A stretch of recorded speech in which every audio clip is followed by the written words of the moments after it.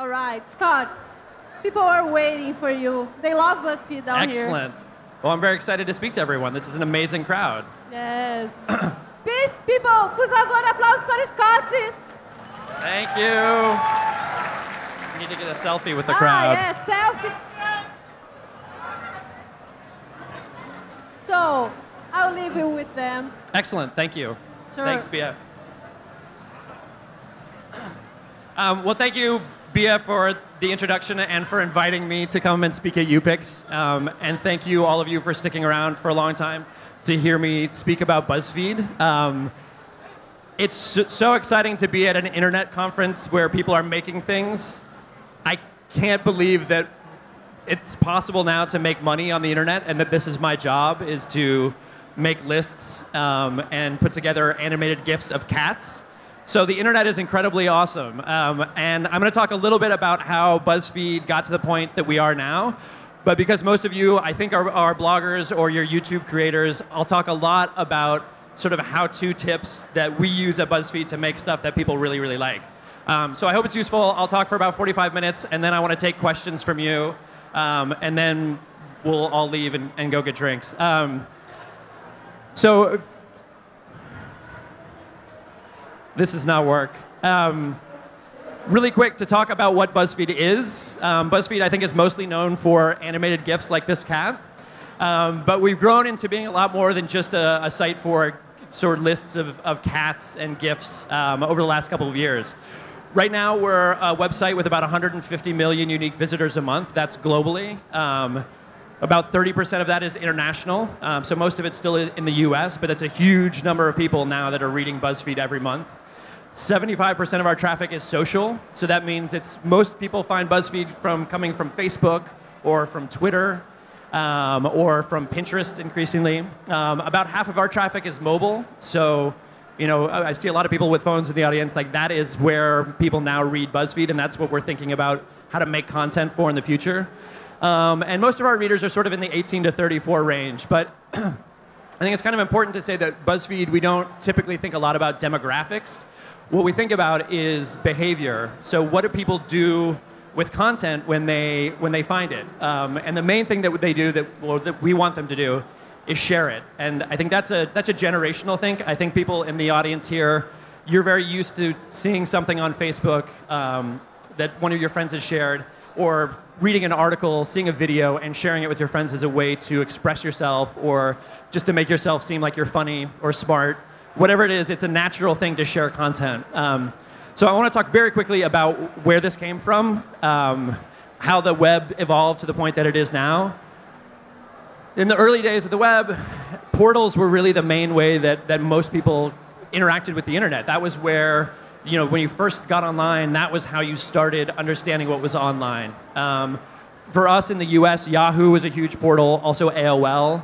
I know that in Brazil, portals are still a massively important part of the internet. A lot of people, that's the first place that they go when they log on. And they can, you can click on news stories, you can read about sports, you can search for things to buy or sell. But in the early days of the web, this was the best thing that we had. This was it. Portals were the only option. And then this thing developed called Google. So you could search for things. And this was this is a massive, massive change in the way that the internet worked. All of a sudden, instead of just going to a portal, you could search if you had questions. If you wanted to get a recipe or find out about a news story, you could go to Google. And that was increasingly the primary way that people understood how to get online. One thing that was great about this was that suddenly news organizations could also get a lot of traffic from Google, because they could write news stories about things that were happening that day. And if they put a lot of keywords into them and did good SEO optimization, they could get a lot of readers coming in through search. This was good for media organizations, for newspapers, for magazines. It wasn't so great for readers because they were reading content that in some ways was written more for a machine.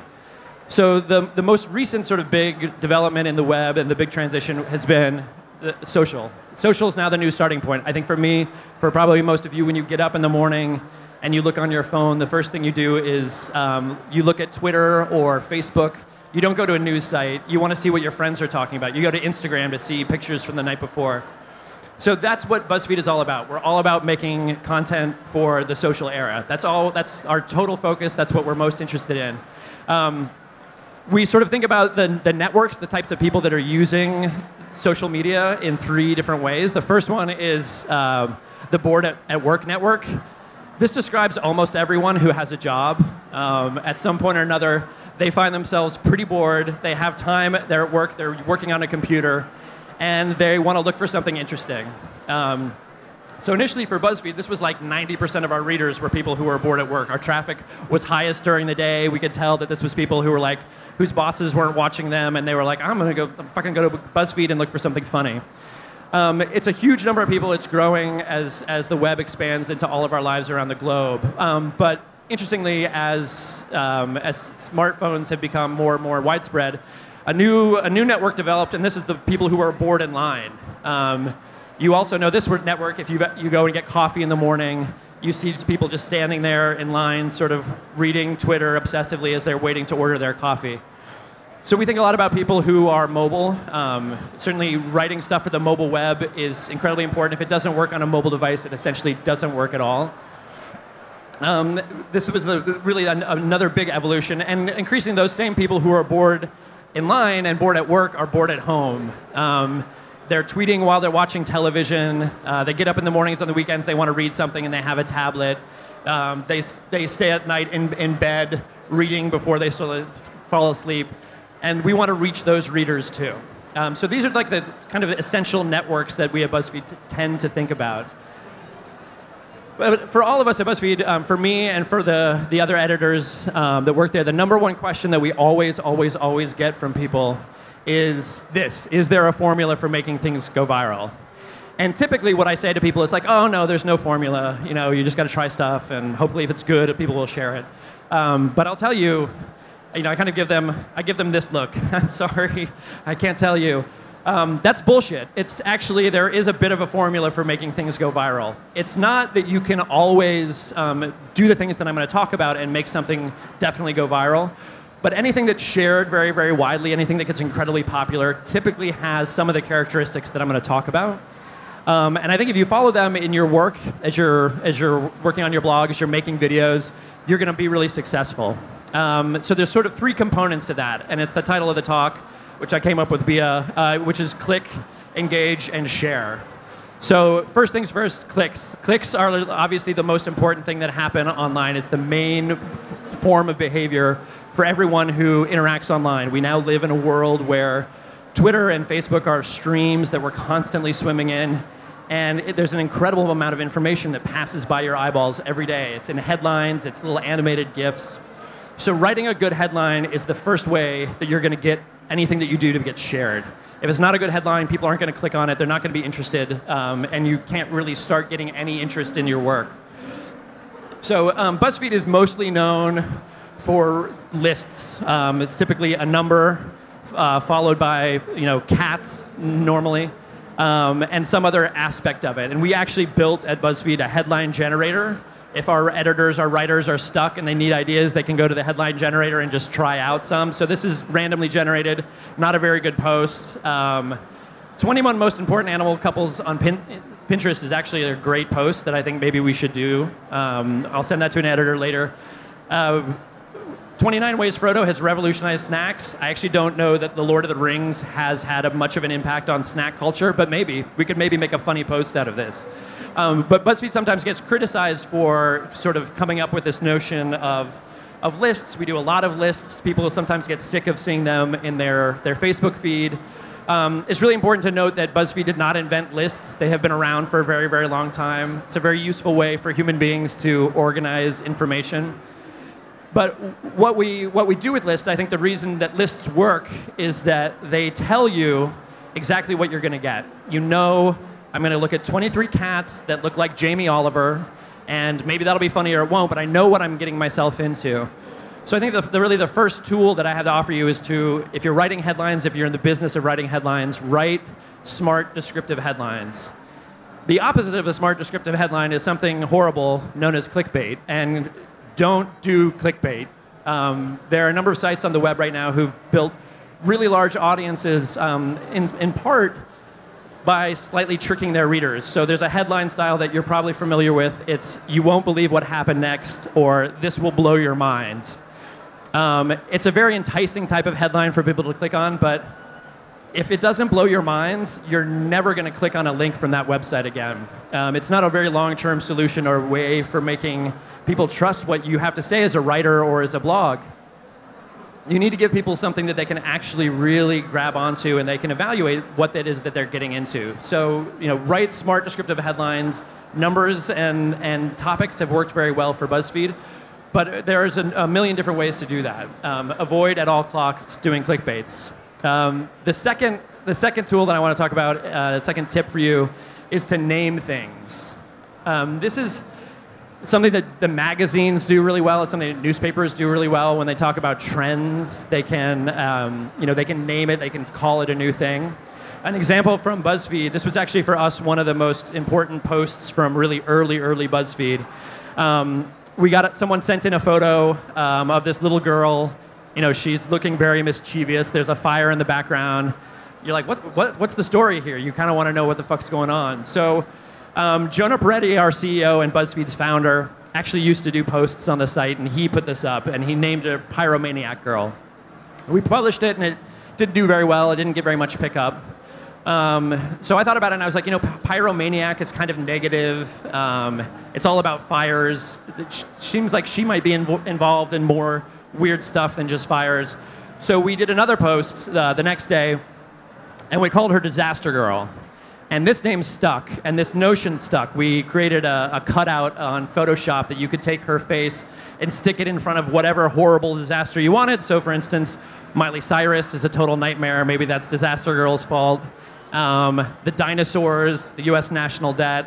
It kind of went on from there. Users on BuzzFeed took this image. It sort of spread across the web. It was really the first time that BuzzFeed had created a meme that took off on its own. And I think the two reasons that it worked were, one, Disaster Girl is a funny name for the little girl in that photograph. And two, we had given people the tool to make a very easy Photoshop version of it. So those are some tips just about the first portion of making anything viral. Get good clicks. You need to get clicks. That's how people get into reading your content online. The second sort of bucket of stuff that I want to talk about is making stuff that people engage with. I think that this is actually where, at BuzzFeed, the writers and editors, this is true of our team here in Brazil, this is where they spend most of their time thinking about how do I make something that people really engage with and they're going to like and think is funny. So the first tool in thinking about making stuff that people are really going to engage with is to think a lot about your audience, to think about the actual human beings that are going to be reading the stuff that you do. I think in traditional journalism, oftentimes reporters and writers think a lot about information, and they just think, I've got some information, I'm going to share it with my readers. That's kind of the extent of our interaction with one another. At BuzzFeed, we think a lot more about the emotional impact of the stuff that we're doing. So think a lot about the actual experience of the reader. Are they going to think that what you're doing is funny? Are they going to be moved by it? Are they going to be inspired by it? What is the experience of reading it going to be like for them? So over the years of doing this, over millions and millions of cat lists, we've boiled down a couple of essential experiences that we want readers to have. One of those is definitely connecting via emotion. Emotion is what drives sharing online. If you have a strong emotional reaction to something, you're going to be likely to share it with someone. That can be a wide range of things. One thing that causes really strong emotions in people is seeing animals, specifically cute animals in animated GIF form. So this dog, he doesn't know how to catch. That's insane. This dog is also really, he's having a really, really hard time getting out of that bowl, and that is amazing. I feel very strong emotions about that. Also, the Shiba Inu who's jumping on a trampoline, he's just going to do that forever. So you come across a post like this, and it makes you laugh, it makes you feel happy, maybe you're having a shitty day at work, and you see something like this, and it makes you feel good about the world. You're very likely to share that with other people. Another thing that we think about a lot at BuzzFeed is identity. So this was a post actually that our editor here in Sao Paulo did, Manu, about things that you would know if you grew up in the 90s as a girl. Slap bracelets, which are amazing and weird and seem to be kind of making a comeback. But if you read this post and you were a girl in the 90s, you're going to identify very, very, very strongly with it. And you're likely to share it. And I think it was a funny post. It was very nostalgic. You'd want to share it with your friends that you grew up with as a way of saying, remember when we used to do weird shit like wear slap bracelets? It's a natural thing to want to share.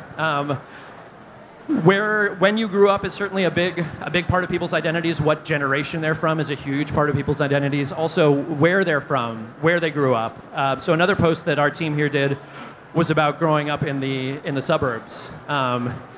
The cover on that toilet to me is something that I would see in my grandmother's house, but the notion of things being ornate is really funny, and I think it's something that if you grew up in the suburbs, you immediately identify with, and you're going to want to share it with your friends who also grew up then that you're probably friends with on Facebook. Another thing we think about a lot, and this happened a lot recently with the World Cup, is connecting to timeliness, connecting to the moment. So this was a post that we actually ran on Buzzfeed this week of the most amazing things that happened during the World Cup. I think that this family with 6 fingers is now, these are my new favorite human beings on Earth. That's insane. I can't believe that wasn't photoshopped. It's such an amazing photograph. But I think part of the reason that people shared it is that the World Cup was just something we all experienced. You're looking for jokes to make about the World Cup, or things to reflect about the World Cup. And Manu did an excellent job of putting together this massive list of 100 funny things, amazing things that came out of that event. People are naturally going to share that as well. And then the last one is, when in doubt, just be funny. Just make jokes about stuff. This is a post that our editor Raphael did about things that you wish you could do on social media. So, it'd be nice to do more than just like something and actually be able to flirt with someone. It would be great to be able to call people out when they call a photograph a selfie, when it's not a selfie. A selfie is not just a picture of you as a human being. So it'd be awesome if Facebook made that a possibility for you to react. Also, it would be nice if you could react against your parents using Facebook in some funny way. I think that everyone would get use out of this reaction. So that's another important way to connect with people. BuzzFeed, we don't think of ourselves primarily as a humor site, but humor is such a big thing that people love to share. If something makes you laugh, you want to share it with your friends and family. So that tool was really sort of, in a general way, about buckets of content, about thinking sort of theoretically about why certain things work on the line. I want to give 2 more tips that are really specifically about how you can make things that people are going to share. The actual tools that you can use when you're making a video, when you're writing a blog post, that will, I think, increase your chances of having people share it and for having it go viral. The first one of those is to make unexpected connections. You see this a lot in viral videos, if some random kid being uploaded. David After Dentist is probably maybe one of the biggest viral videos on YouTube. And I think the reason that it works so well is you have this little kid who looks cute and cuddly, and he's acting like a drunk person. He's talking like an insane person. And those 2 things put together, something really appealing about that, something very surprising about it. So when you're making things, a good exercise to do is to try and connect to weird and unexpected things. So we did this at BuzzFeed recently. For us, Disney princesses are often something that people love. I don't know why, I don't totally get the appeal, but anytime we write about Disney princesses, it goes viral. So we thought, okay, let's take that notion, and then what can we pair that with? Like what other cultural icon in the United States that is important enough that we can add Disney princesses together and make something cool? So of course we thought of the greatest actor of our generation, Nicolas Cage. Taking something from him and taking Disney princesses and putting them together, we made this beautiful work of art known as Nicolas Cage as your favorite Disney princesses. It's beautiful. I'm not sure if you can see on the screen, but his hair is flowing in the wind. It's just gorgeous. Another recent example of something like this that we did was, if you don't follow Jaden Smith, that's Will Smith's son, on Twitter, you're missing out. You should definitely follow him. He's an insane person. The editorial team at BuzzFeed loves this guy's Twitter. None of his tweets make any sense. They're always capitalized. So we thought, all right, how can we take Jaden Smith's tweets and do something else with them, instead of just doing a list of like the top 15 best tweets from Jaden Smith? So we were looking for something, again, similarly important culturally. So we thought of Garfield, the cartoon, about a fat, lazy cat who loves lasagna. And as it turns out, if you take Jaden Smith's tweets and put them into Garfield cartoons, you get art. It's amazing. It's a beautiful, it somehow works just perfectly, which you would never have thought of before, just out of the box. We did it with a whole bunch of his tweets, and all of them, I think, really stand on their own as kind of amazing things. So when you're just thinking about making a video or trying to come up with a concept or something, I think taking those two disparate parts and sticking them together is a great tool. Another thing that we do at BuzzFeed a lot is something called morphological analysis, which sounds very serious, and it really means morphological analysis. It's just a phrase that we use to make ourselves sound smart.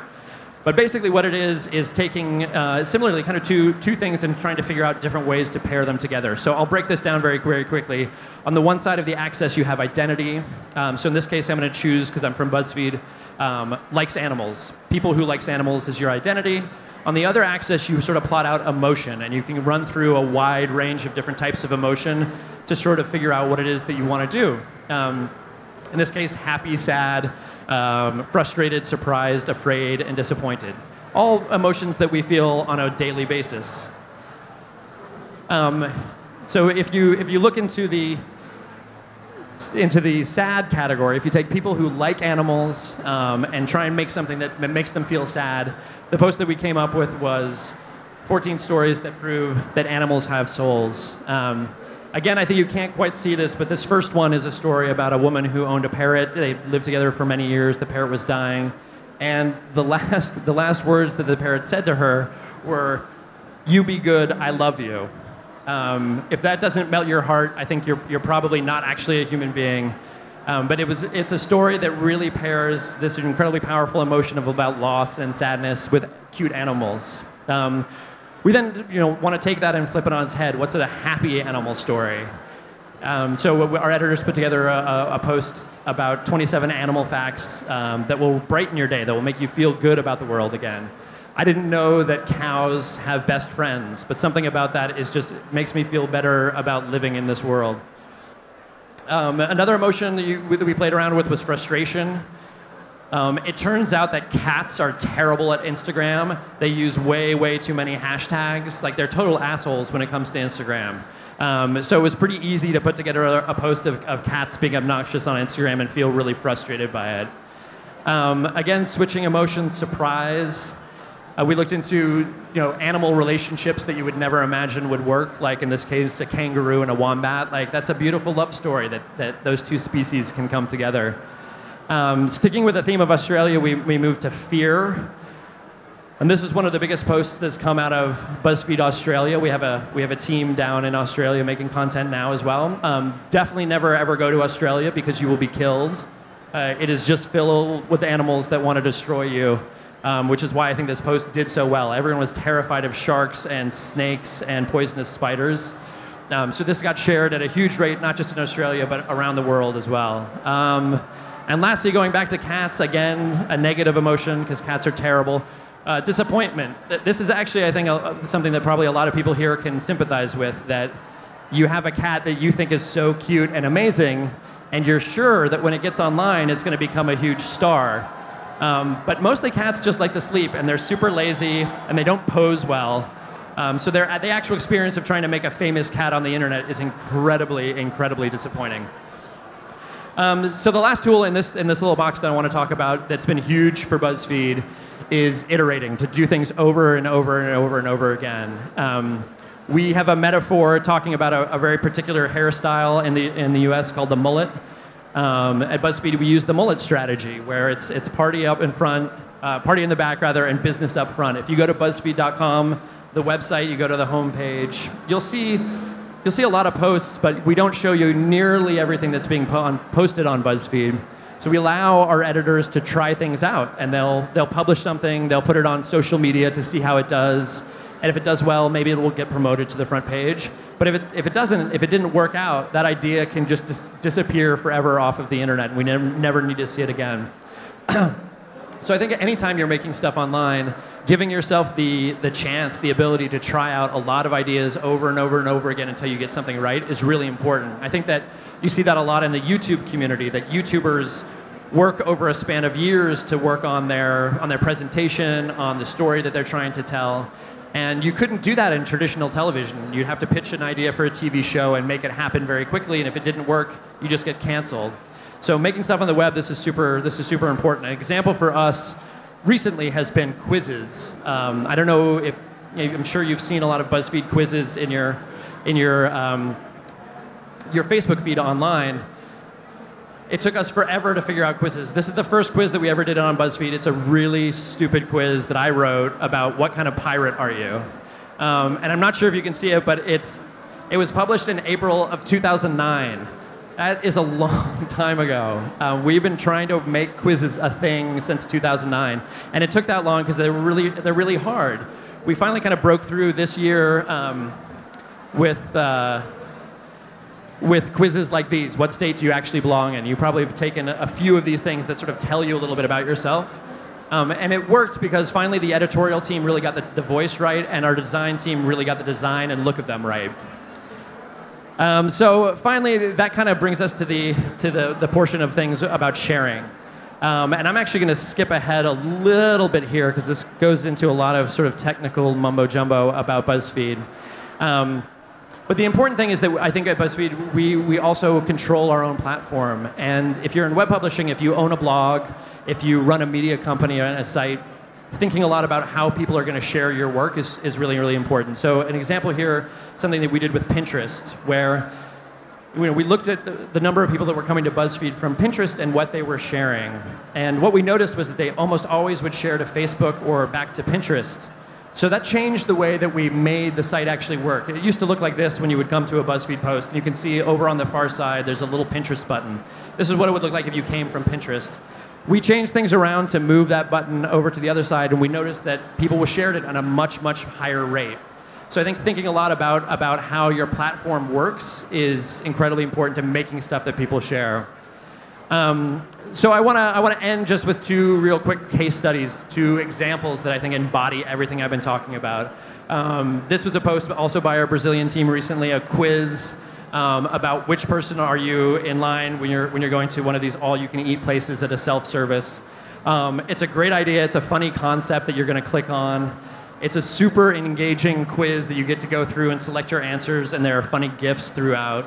And at the end, you get to say something about yourself. I took this quiz, and apparently I have the tastes of a child, which was not a huge surprise. But you get that information back about yourself, and you're very, very likely to share it. The other thing I want to talk about just a little bit is political memes, and look at one case study from us in the US. This was a meme that came out of the 2012 election. And with the election coming up here in Brazil, I think there's going to be a lot of coverage of that election that's in the form of memes. I think that people are tired of reading just long articles about politicians. They want to make jokes about them. They want to make memes out of them. So we made this one that was called Eastwooding. It was when Clint Eastwood came and spoke at this convention in the United States, and he brought out an empty chair with him, and he gave his entire speech to the chair. It was really fucking weird. So immediately, the internet coined the term Eastwooding, and people were putting on Instagram and Twitter just funny pictures of themselves pointing at chairs. It got widely shared. It was a way for people to engage in the political process in a funny way. And I think that, looking forward, down the next couple of months here in Brazil, you're going to start seeing a lot of the same thing. This was a post that we ran recently on BuzzFeed with Delma sort of recreating this famous post from Neymar and looking kind of silly. And then we photoshopped her into various insane situations. But it's certainly not something new. You're probably familiar with Lula Lols. This is a pretty old political meme that's been around for a while. More recently, Sarah sort of trying to kick a soccer ball and missing really badly. People then took that image and photoshopped it into a wide variety of situations. So I think definitely for BuzzFeed, thinking about politics as a way of covering politics through memes is going to be a big part of our election coverage this year. And I sort of expect to see a lot of memes, made from you guys in the audience. So that is my talk. I'm going to end with my favorite GIF of all time, which is a cat dressed as a shark on a Roomba chasing a duck. But I think maybe we will take questions now. I'm not entirely sure what's going to happen next, but I would be very happy to answer questions if you guys have any. Thank you very, very, very much.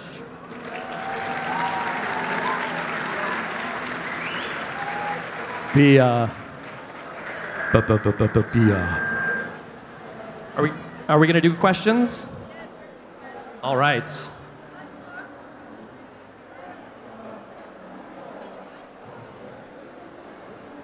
Ver se esse aqui, alô, alô. Alô. Dá para aumentar um pouquinho? Gente, antes de abrir para as perguntas, eu queria falar que é aniversário do Scott. E aí... Thank you. To you.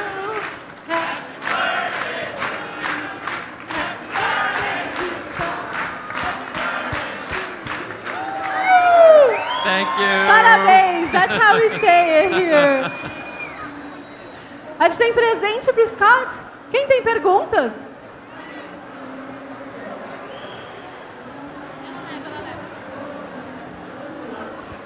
Okay, hello. So I was on Twitter today and I was searching for Gaza under attack and I came across a Buzzfeed link that directed me to a CNN video showing how Israelis were cheering when a bomb hit Gaza. Yeah. So I thought that was very interesting. I didn't expect to see that on Buzzfeed. And I was wondering if you guys take a step or do you guys have a position, how do you think that Buzzfeed can actually help in these war situations to engage people?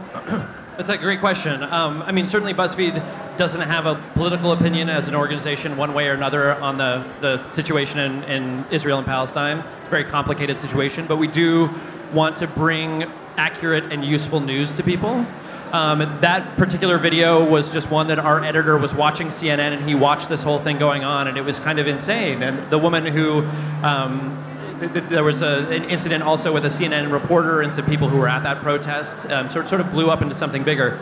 But definitely I think what it showed was the power of social media to get a story like that out very, very quickly. I think 10 years ago, before social media happened, that story wouldn't even made it to the nightly news. It would have happened very quickly and been forgotten about. So I think that in the social era, news organizations, the job is to get these stories out very, very quickly so that people can know what's actually happening in the situation. And we hope that that knowledge will make things better in the world.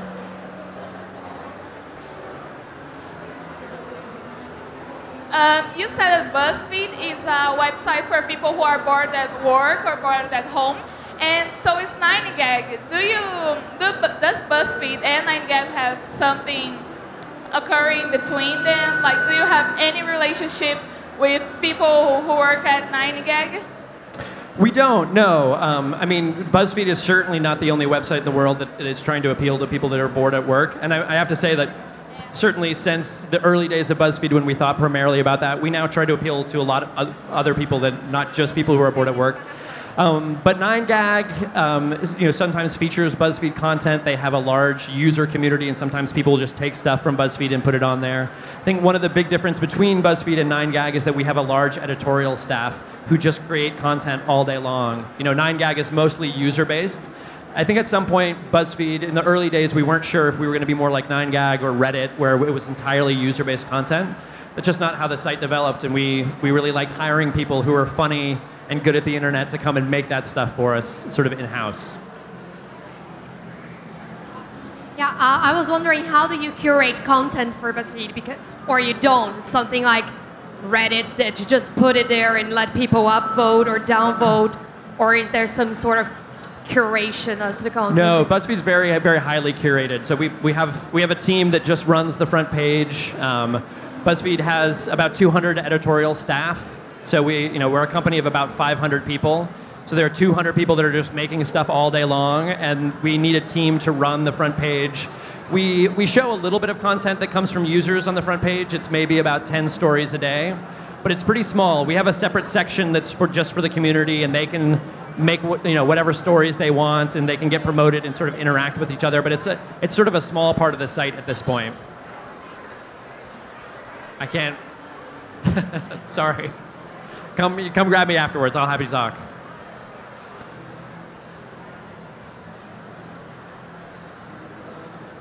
I think it's on. How do you start your website, and when do you have the idea? So BuzzFeed started in 2006. I joined the site in 2007, so I wasn't one of the founders of BuzzFeed, but the original idea really came out of this series of viral emails that our founder made. I think you could still do this, but you used to be able to go to Nike and you could get any word that you want, put it on your shoe. So he said that he wanted to get the word sweatshop put on his Nike shoe because he was just being kind of an asshole. And he then had this long back and forth with someone from Nike about why they wouldn't let him do that. And that series of emails then went totally viral. He ended up being on television talking about labor issues, even though he was not an activist. He didn't know anything about labor issues. But it sort of gave him this idea that viral media could be really, really powerful, that one person could make something small that suddenly gets shared by millions and millions and millions of people. And that was kind of the impetus, really, for Buzzfeed. Tinha uma última pergunta. Quem quer? Então, última pergunta para a gente fechar. Você pode passar o microfone dela? Vocês que estão cochichando aí. Pode passar o microfone para ela lá atrás, por favor.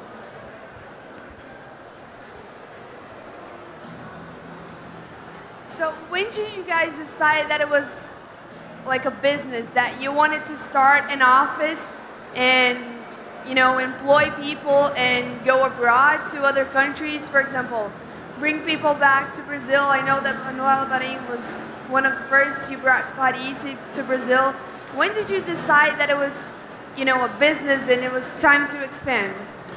So we were very lucky. We were initially a venture-backed company, so we had investors who gave us money. And BuzzFeed didn't do any advertising for the first couple of years of the site because we were trying to figure out what we were going to be. Were we going to be just a joke site that made things about cats? Were we going to be a site like Reddit that was totally, you know, driven by the users, by the community? And at some point we realized that no, we really wanted to invest in editorial and hire people to come in. About the same time, brands started wanting to create viral content. So like people like Pepsi wanted to figure out, how do I make something viral on the web? Well, we really knew how to do that. We were really good at making viral stuff. So we set up a separate team to work with brands, and we figured we could do a new type of advertising that was based on people sharing content. So that was in about 2010, 2011, and since then it's a very natural expansion. We started doing news. We eventually, first we went to the UK and started expanding internationally. So I'm totally surprised that it's gone as well as it has. When I joined BuzzFeed, I was a journalist beforehand. I was like, well, now I work for this cat website. We'll see how this goes. And now years later, we're hiring a lot of journalists and expanding across the globe. So that was the last question because Okay. we don't have more time. But if people want to talk to you, would you be able to? I'll just be sort of over here milling Então, beleza. about. Quem tiver mais pergunta para o Scott, ele conversa com vocês aqui do lado. A gente vai dar uma liberada aqui, porque vai vir depois Melhores da Websfera com Rafinha Bastos e comigo. Então, big cheer for Scott. Thank you, Scott. Thank you.